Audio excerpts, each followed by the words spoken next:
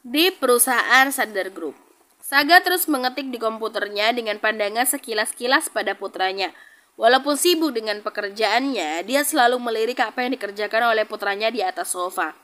Dad, Malvin pengen makan es krim. Pinta Malvin mendekati dedinya dengan menatap harap dedinya yang sedang bekerja. Iya sayang, Saga langsung menghubungi seseorang untuk membeli apa yang putranya mau. Sebentar ya sayang, nanti ada yang antar. Dengan sayang, Saga mengelus rambut putranya dan dibalas anggukan oleh Malvin. Malvin kembali duduk di sofa ruangan dedinya. Kini Saga kembali fokus pada pekerjaannya. Tok tok tok, Saga memandangi pintunya yang diketok. Ia langsung menekan tombol remote dan pintu ruangannya pun terbuka. Maaf paman mengganggu, Yel mau lihat adik Malvin, ucap Gabriel dengan langsung duduk di samping Malvin. Iya bos kecil, silahkan, ucap Saga mengangguk. Keluar sama kakak yuk, ajak Gabriel tersenyum mengelus kepala adiknya. Boleh kak, tapi Malvin mau makan es krim dulu, ucap Malvin tersenyum menatap kakaknya yang ini sangat baik padanya dan mau berbicara dengannya, tidak seperti kakaknya, Gabriel. Bagia es krimnya sama kakak juga, ucap Gabriel dengan cemberut. Kakak jangan sedih, pasti Dedi beli yang banyak, ucap Malvin tersenyum. Enggak sayang, enggak boleh makan yang manis-manis, nanti gigi Malvin rontok semua, mau? Ucap Saga dengan tersenyum. Hahaha, tawa Gabriel mendengar perkataan pamannya yang melihat raut kesal Malvin. Tok tok tok, Saga kembali membuka pintu ruangannya. Ini tuan pesanannya, ucap pengawalnya dan memberikan bungkusan pada Saga. Kemudian Saga pun membayar pengawal itu. Terima kasih, sama-sama tuan. Setelah menjawab, pengawal itu pun langsung keluar dari ruangan itu. Dad, panggil Malvin mendekati dedinya, melihat di tangan dedinya ada es krim. Ini, ucap Saga memberikan es krim di tangan kanan putranya. Dad, tangan Malvin satu lagi. Pinta Malvin, ia ingin es krim itu ada di kedua tangannya. Habiskan yang itu dulu sayang, perintah Saga. Dedi, keluh Malvin dengan wajah cemberut dengan mata berkaca-kaca. Astaga, ini jangan menangis, Dedi hanya takut putra Dedi ini akan sakit perut. Saga mengusap wajah putranya dan mencium pipi putranya. Sungguh ia tidak sanggup melihat anak dan istrinya menangis, apalagi itu karena dirinya. Iya, Dad, setelah berkata, Malvin kembali duduk di sofa dengan memakan es krimnya dengan santai. Ini bos kecil, Saga memberikan satu es krim untuk bos kecilnya. Ya paman, terima kasih, ucap Gabriel dengan tersenyum senang bisa makan es krim yang biasanya tidak dikasih oleh mami mereka. Dek, jangan banyak-banyak makan es krimnya, ucap Gabriel memperingati dengan tersenyum. Kenapa kak? Tanya Malvin dengan bola mata hitam pekat itu menatap serius kakaknya. Nanti gigi Malvin bisa pecah-pecah, terus nanti perut Malvin bisa sakit, ucap Gabriel dengan wajah serius membuat wajah Malvin juga menatap tak kalah seriusnya. Menatap kakaknya membuat Saga tersenyum melihatnya. Aku tidak menyangka akhirnya hidupku memiliki keluarga yang utuh dan anak-anak yang lucu. Batin Saga tersenyum memandangi putranya dan mengingat anak dan istrinya di mansion. Terima kasih sayang, kau mau bertahan dengan pria sepertiku yang tidak memiliki siapa-siapa lagi. Batin Saga tersenyum lirih. Ia tidak bisa memberikan keluarga lengkap pada istrinya yang bisa menyayangi istrinya, baik itu mama atau papanya yang telah tiada. Kini ia bersyukur memiliki papa mertua yang sangat menyayangi istrinya. Sedangkan dirinya tidak memiliki keluarga satupun untuk ia perkenalkan pada anak-anaknya. Mengingat itu membuat Saga tersenyum lirih yang menyimpan kesedihan dari senyuman itu. Dedi, kapan lagi kita bermain ke tempat kakek? Tanya Malvin menatap dedinya yang terlihat melamun, pekerjaan tangannya pun telah berhenti. Oh iya sayang, nanti Dedi tanya sama mami dulu ya, kapan maminya mau? Ucap Saga menatap putranya dan dibalas anggukan oleh Malvin. Drrrr. Saga langsung mengangkat telepon dari Kenzo. Kita pulang aja, ucap Kenzo dari sebelah ruangan. Baik bos, ucap Saga dan panggilan itu pun terputus. Ayo kita pulang, ucap Saga setelah membereskan mejanya. Saga langsung menggendong putranya dan mereka keluar bersama dengan Kenzo juga sudah keluar ruangannya. Dan mereka pun beriringan keluar dari perusahaan. Hidup bos sama asisten perusahaan kita sangat bahagia ya. Mereka sudah memiliki anak-anak yang sangat tampan dan menggemaskan. Seandainya putriku bisa menikah dengan salah satu anak bos atau tuan asisten itu ya, pinta seorang karyawan wanita dengan penuh berharap. Hantaman berupa buku dari temannya mengenai kepalanya. Jangan bermimpi terlalu tinggi deh. ucap temannya dengan tersenyum mengejek. Au, sakit tahu, aku bilang kan seandainya, bukan beneran juga, ucapnya dengan nada cetus. Menatap kesal temannya yang mengejeknya. Sampai di mansion, mereka masuk ke kamar masing-masing. Saga masuk ke kamar dan ingin melihat istrinya dan putrinya, sedangkan putranya tentu sudah bermain dengan kakaknya Gabriel. Saat membuka pintu kamar, Saga hanya melihat putrinya yang sedang duduk di atas ranjang.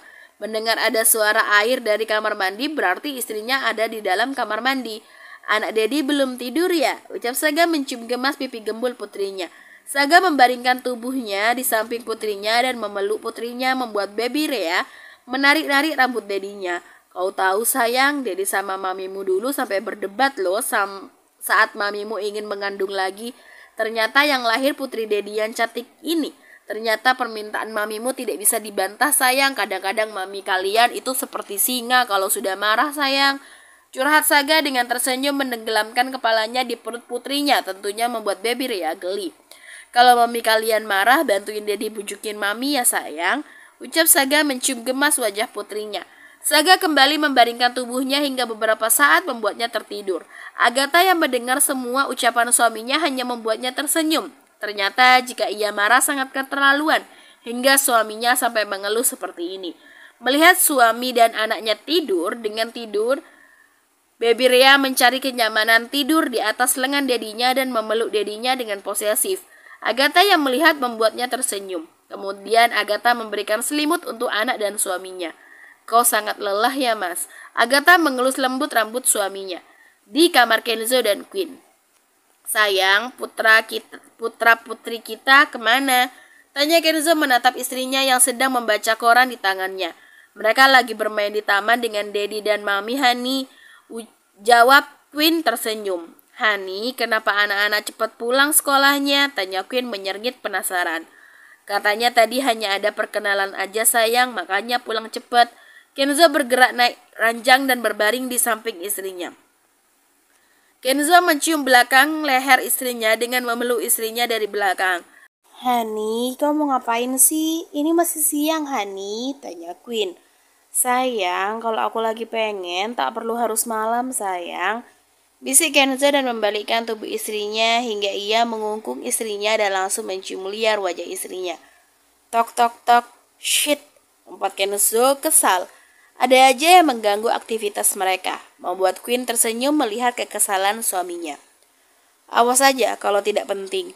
Gerutu Kenzo kesal dengan melangkah membuka pintu kamarnya. Dedi sakit. Isa Gabriela langsung memeluk kaki Dedinya saat pintu terbuka. Astaga sayang, ada apa? Tanya Kenzo terlonjak kaget melihat putri kecilnya menangis. Kenzo mensejajarkan tubuhnya dengan putrinya. Lutut Ella sakit, Dedi.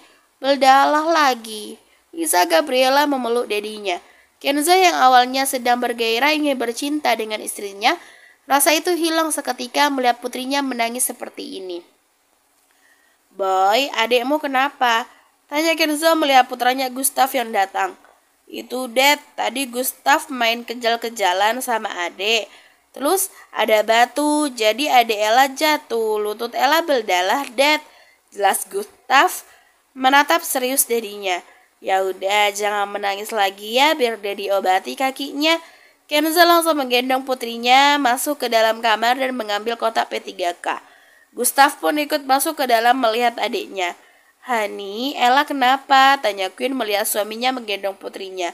Jatuh sayang, ucap Kenzo dan langsung duduk di sofa. Sayang, kaki yang sakit mana? Tanya Kenzo menatap putrinya. Ini Dad, tunjuk Ella mengangkat bajunya sampai di lutut. Melihat itu membuat Queen dan Kenzo menyergit. Lukanya tidak ada sama sekali. Dad, tadi berdarah di sini, kenapa tidak ada lagi? Tunjuk Gabriela heran memegang. Di mana luka awalnya? Kak, di sini lukanya tadi kan? Tanya Gabriela menatap kakaknya. Iya, di situ lukanya. Kok jadi ndak ada, membuat Gustav menggaruk kepalanya karena bingung. Dad, Ella ndak bohong, ucap Ella menatap Dedinya dengan mata berkaca-kaca. Iya sayang, Dedi percaya. Kenzo langsung mengusap air mata putrinya dan mencium gemas putrinya yang terlihat menggemaskan di matanya. Kenzo menjadi teringat dengan putranya Gabriel yang mempunyai luka dan lukanya menutup langsung menjadi kulit semula. Kalau nanti bermain, hati-hati ya, jangan sampai sakit begini. Kenzo menatap putri dan putranya dengan nada memperingati. Iya, Dad, ucap keduanya dengan mengangguk. Dad, kenapa lukanya tidak terasa sakit lagi? Awalnya tadi sangat sakit, Dad, tanya Ella menatap heran dedinya. Mendengar pertanyaan itu pun membuat Kenzo tidak tahu mau menjawab apa melihat kelebihan-kelebihan pada tubuh anak-anaknya. Tidak apa sayang, yang penting kakek Ella nggak sakit lagi. Ucap Kenzo tersenyum mengusap lembut rambut putrinya. Kalau bermain jangan lari-lari nak. Imbuh Queen sedikit khawatir melihat putra-putrinya yang aktif bermain. Iya Mom, Dad, ucap Ella dengan tersenyum manis membuat Kenzo gemas mencium putrinya yang berada dalam pangkuannya. Ella, Gustav, panggil Gabriel di dekat pintu kamar membuat yang dipanggil pun langsung menoleh. Iya kak, jawab keduanya menatap heran kakaknya. Jumpai kakak di kamar. Setelah berkata, Gabriel langsung pergi dari kamar orang tuanya. Dasal, kakak tiang listrik, ucap Gabriela menatap kesal kakaknya yang satu itu. Hahaha. Sepertinya itu penting sayang, sana ikut apa kata kakak kalian. Tawa Kenzo sambil tersenyum mengusap rambut putrinya yang sedang kesal. Iya Dad, kami pergi dulu. Gabriela langsung turun dari pangkuan dedinya dan langsung keluar dari kamar orang tuanya dan diikuti oleh Gustav di belakangnya. Astaga sayang, mereka sangat menggemaskan, ucap Kenzo menatap istrinya. Hahaha, iya Hani. Tawa Queen cekikikan melihat kekesalan putrinya terlihat menggemaskan di mata mereka. Hani, teriak Queen terkejut menatap suaminya yang kini menggendongnya. Kita lanjut sayang, ucap Kenzo dengan tersenyum meletakkan istrinya di atas ranjang. Hani, pintunya dikunci dulu. Cicit Queen sedikit malu melihat wajah suaminya. Kenzo menatap pintu kamar mereka yang sedikit terbuka. Dengan cepat dia mengunci dan kembali menghampiri istrinya di ranjang. Melakukan apa yang dia inginkan kepada istrinya. Di kamar twins. Kak, ada apa sih memanggil Iel segala? Cetus Gabriel menatap sinis kakaknya. Ia sedang asik bermain dengan adiknya Malvin malah dipanggil oleh kakaknya. Diamlah, Iel akan tahu sendiri nanti. Cetus Gabriel kesal dengan adik cerewetnya ini. Pintu kamar mereka sengaja dibuka agar adiknya langsung masuk aja. Kak Iel, panggil Gabriela senang ada kakaknya Gabriel. Ia pikir hanya berhadapan dengan kakak tiang listriknya ini. Ella kenapa kesini? Tanya Gabriel heran melihat kedua adiknya kemari. Dipanggil kakak Ian, ucap Gabriela tersenyum menatap kakaknya Gabriel. Ayo ikut kakak, ucap Gabriel berdiri dari duduknya dan mendekati ruang rahasia mereka yang ada di kamarnya. Ketiganya pun mengikuti langkah kakaknya. Wow, kak, ini sangat bagus. Gabriela menatap sekeliling ruangan itu dengan takjub melihat berbagai komputer dan sinaran dari tiap komputer itu terlihat pada dinding ruangan mini itu. Tempat apa ini kak? Tanya Gustav menatap kakaknya Gabriel. Ini ruangan yang sering kami pakai untuk melakukan sesuatu, Dek. Jelas Gabriel menatap kedua adiknya. Kak, ini bisa dibuat tempat bermain tidak? Tanya Gabriela dengan antusias. Gabriel langsung menyentil pelan ke kening adiknya. Au, sakit kak. Keluh Gabriela menatap cemberut kakaknya. Dan langsung mendekati kakaknya. Gabriel memeluk lengan kakaknya agar tidak kena amukan dari kakaknya lagi jika salah bicara. Melihat itu membuat Gabriel tersenyum mengusap rambut adiknya. Mulai sekarang tidak ada kata bermain di otak kalian, ucap Gabriel tanpa melihat adik-adiknya dengan tangan mengoperasikan satu komputer. Mendengar itu membuat Gabriela ingin protes, tapi membuat nyalinya menciut melihat tatapan kakaknya si tiang listrik ini. Ella mendekat sama kakak, ucap Gabriel menatap adiknya. Mendengar dia dipanggil, membuat Gabriela menatap kakaknya Gabriel terlebih dulu. Sana, ucap Gabriel tersenyum, melihat adiknya sedikit takut dengan kakak dingin mereka. Dengan pelan, Gabriela berjalan mendekati kakaknya. Apa kak? Tanya Gabriela takut-takut menatap kakaknya. Gabriel tidak menjawab pertanyaan adiknya. Dia mengambil tangan kanan Gabriela dan memegang jari telunjuk adiknya dengan tangannya yang sudah memegang jarum tajam. Gabriel langsung menusuk jari adiknya hingga mengeluarkan darah. Melihat darah itu, Gabriel langsung menampung di atas kaca kecil. Sedangkan Gabriela hanya meringis. sedikit merasa sakit. Luka itu tidak meninggalkan bekas, langsung menutup menjadi kulit semula. Setelah melakukan itu, Gabriel kembali menusuk jari tangannya sendiri dan mencampurkan ke darah adiknya yang ada di atas kaca tersebut. Gabriel langsung mengotak-ngatik komputer dengan melihat gelombang pada sinaran dari komputer itu. Beberapa saat dia berhenti mengotak-ngatik komputernya dengan pandangan ke sinar dari komputer itu. Gabriel dan adiknya yang lainnya pun melihat gelombang yang ada pada sinaran itu, yang pastinya hanya Gabriel dan Gabriel yang paham dari gelombang itu.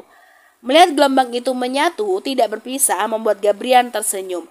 "Dada kita sama, Princess," ucap Gabriel tersenyum mengusap rambut adiknya. "Maksudnya, Kak?" Ella tidak paham. Tanya Ella menyerngit, melihat maksud dari gelombang di depannya.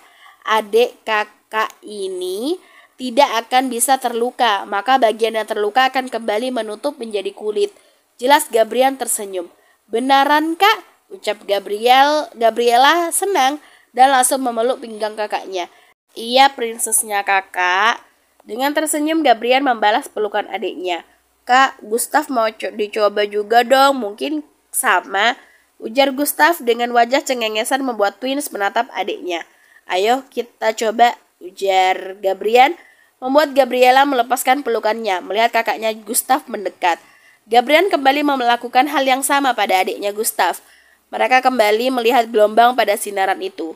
"Kak, kok dua gelombangnya?" tanya Gabriela bingung. Punyanya dengan kakaknya tadi cuma satu, saling berbelit. "Darah kita tidak sama, adikku," ucap Gabriel mengelus rambut adiknya Gustaf. "Masa hanya Gustaf yang berbeda?" ujar Gustaf dengan wajah menunduk. "Tidak, mana ada, kita sama, Gustaf," ucap Gabriel tersenyum mendekati adiknya. "Beneran, Kak, berarti bukan Gustaf sendirian dong," ujar Gustaf senang memeluk kakaknya. "Iya," ujar Gabriel membalas pelukan adiknya. "Kita memang tidak sama dengan Kak Ian dan adik Ella, tapi darah kita kebal akan racun dan darah. Kita bisa membantu orang yang membutuhkan." Jelas Gabriel tersenyum. "Baguslah, Gustaf senang dengernya, Kak," ucap Gustaf tersenyum senang. "Sekarang kalian harus latihan," ucap Gabriel dengan kembali ke mode dinginnya. "Latihan apa, Kak?" tanya Gustaf dan Gabriela bersamaan. "Kalian harus juga seperti kedua kakak ini," ujar Gabriel menatap kedua adiknya dengan serius.